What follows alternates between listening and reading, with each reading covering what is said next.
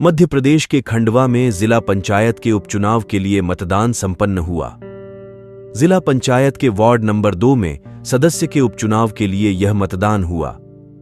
सुबह से ही मतदाता मतदान केंद्रों पर पहुंच रहे थे।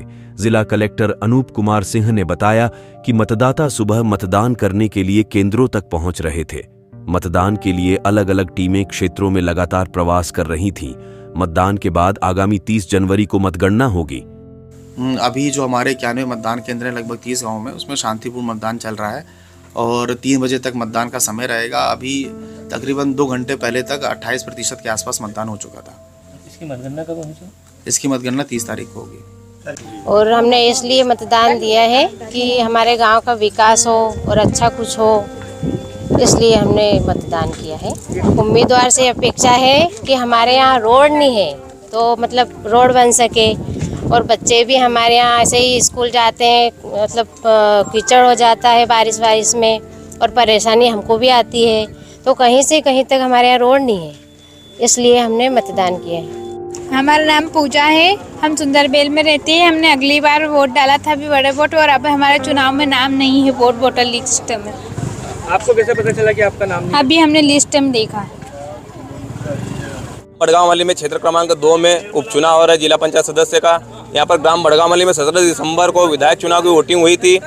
उसको करीब 40 दिन हुए। उस दिन पूरे गांव की वोटिंग पूरे नाम थे, बच्चा का नाम था उसमें, और 40 दिन के अंदर कम से कम 300 व्यक्तियों के नाम काटे गए हैं। जैसे कि दादा है 70 साल इनकी उम्र है, ये कम से कम 60 से 70 साल की उम्र है, ये 5 से 10 बार वोटिंग कर चुके हैं।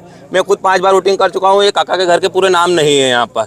इसलिए मेरा अनुरोध है कलेक्टर साहब से कि जल्द से जल्द इस पर कार्रवाई की जाए और वोटर ID और आधार कार्ड के थ्रू वोटिंग करवाई जाए। इस पर डायरेक्टली इनडायरेक्टली हमारे गांव के वोट काटे गए, 300 वोट काट दिए गए हमारे गांव के।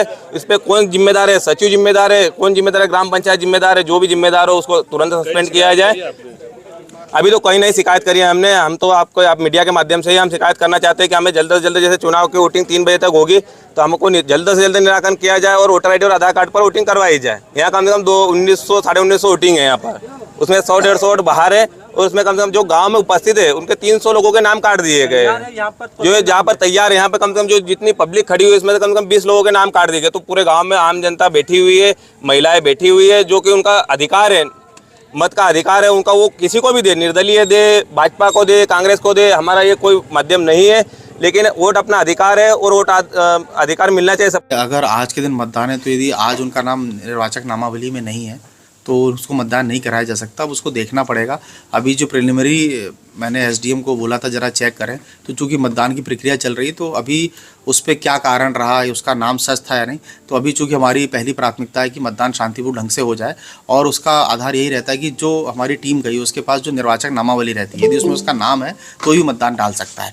तो अभी उसके बाद जब मतदान समाप्ति के पश्चात हम लोग देखेंगे कि क्या कारण थे। और ऐसे मैंने SDM को बोला भी है कि व्हाट्सएप पे मुझे इस तरह की सूचना प्राप्त हुई है, तो कृपया करके देखें कि कितने लोग हैं, 200 हैं कि 10 हैं या 20 हैं, और उनके एक बार पूछे भी कि क्या रहा है। तो निर्वाचन खत्म होने के बाद ही इस पर विस्तार से कुछ जानकारी दी जा सकेगी। उन लोगों